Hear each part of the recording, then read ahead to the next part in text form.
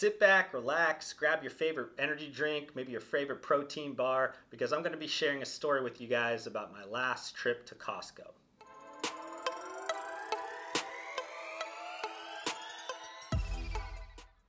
So this past Sunday, I made a trek to Costco, and I know what you're thinking. Who the heck goes to Costco on a Sunday? That is torturous.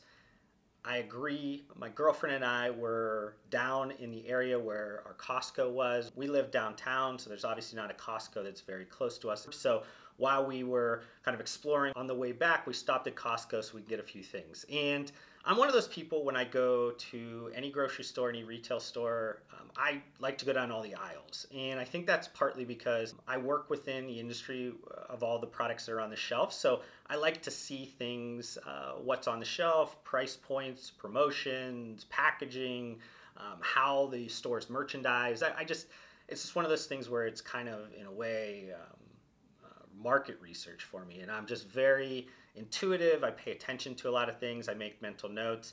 It's not odd for me to take out my phone and take pictures of different things. So going to Costco on a Sunday during busy time and having that mentality, maybe not the best, but I want to share a little story in terms of what I saw, specifically in the context of like better for you or healthier for you consumer packaged goods and fast moving consumer goods.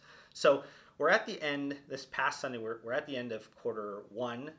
Normally with quarter one, at the front half of it, probably January heading into the middle of February, you have most of the food, drug, mass convenience merchandising cycles have an abundance of like healthier for you, better for you products, maybe supplements, protein bars, drinks, all those types of products. You see a larger assortment of them because you are trying to attack the people that have New Year's resolution mindset. They're trying to get healthier. That's the number one goal always on those yearly lists. So retailers know that, and that's why they make sure they build out merchandising at that time.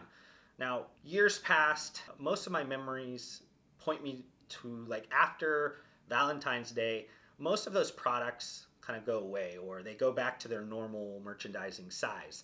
And what I noticed from my trip to Costco is that it seemed like there was more than when I shopped there in like early January. You had a lot more of assortment, you had a lot more options within each category, and this was very apparent by looking at the functional foods area. If you look at the bar section, normally you have maybe 1 or 2 protein bar items. Maybe you had 6 or 7 at that time, different brands, different types. You had also a lot of just organic or healthy type of snacks that were in there. They were honestly probably 50-50 to like the indulgent type of a snack. So you move past just that first kind of area and you move into where they have the vitamins and minerals, where they have the pharmacy ad, where they do all of those types of things. And you saw just an abundance of protein powders, ready to drinks, like as an example with Premier Nutrition ready to drinks.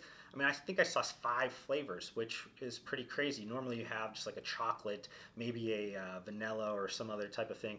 You had Glambia have a bunch of different products that were in the set. You had Muscle Farm, you had Nutrabolt, you had a ton of different brands that had multiple different SKUs within that section. You had just so many different things. You had keto, you had paleo, you had all kinds of these diet propositions that were also having their limelight during this time. And it just surprised me how much merchandising, how much of the section that was in Costco. And me being me, and I was recently at a grocery store, H-E-B here in Austin, Texas, I decided to do a similar kind of deep dive and noticed that both their healthy living section was a lot more built out, had a lot bigger area of it, still past this February 15 Valentine's Day type of cutoff that you see a lot of that going away. You also saw a lot more protein bar build out. You had a lot more healthier ready to drinks. You had a lot more emerging brands and things that had very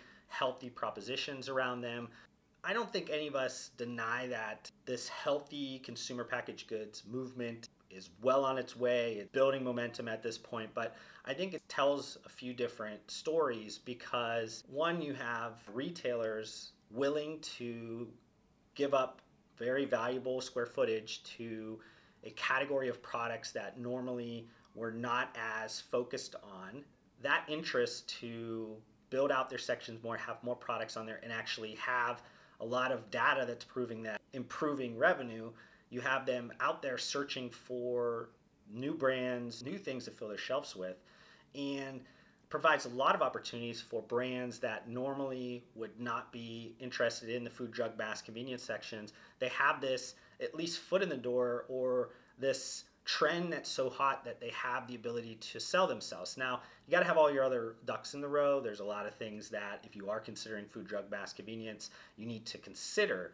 But their interest, their desire to have that stocked long term, not just for the first cycle, this New Year's cycle that they normally have a lot of square footage devoted to. This is happening all year round because this is now a lifestyle. And this lifestyle is shifting to product categories that work really well within some of these retail channels. One of the interesting notes that I found in Glanbia, their year-long financial report, was that they grew and had a really great Q4, which is counterintuitive to like sports nutrition, performance nutrition brands. Q4 is usually your slowest period, but because Glanbia has spent a lot of time diversifying their products into on-the-go convenience type consumption products, those are more baked into a lifestyle. That's baked into like this idea that food is supplements, and the lines have blurred a little bit. So you have the brands that are really focused on that are not having so much of the seasonality that's happening.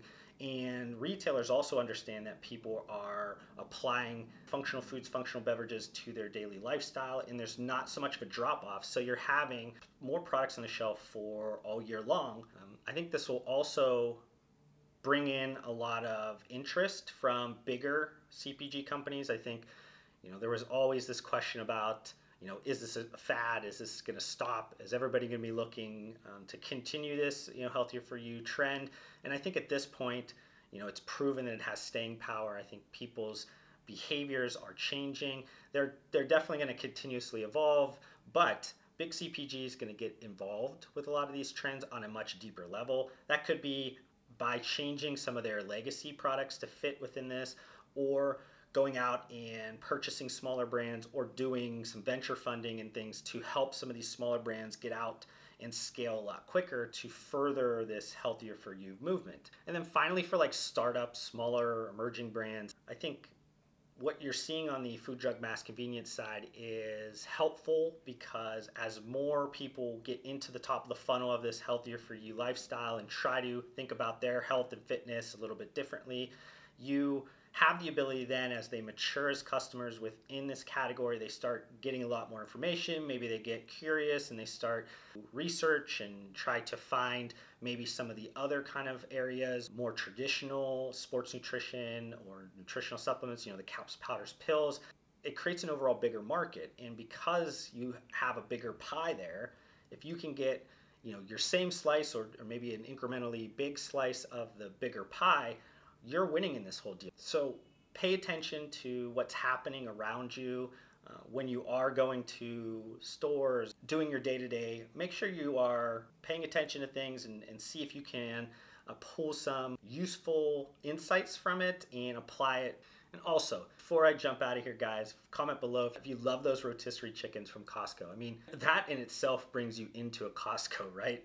Thank you so much for watching this video. If you want to help support me, make sure you guys hit that thumbs up button on this video. If this is the first time you've been introduced to my videos, would love for you guys to be a part of my community by subscribing to my channel. I upload several videos just like this weekly. And if you guys want to connect further outside of this platform, I do include all of my social media links down below. I just want to thank you guys again for your time. Hopefully I gave you some value in return, and we'll see you guys on the next video.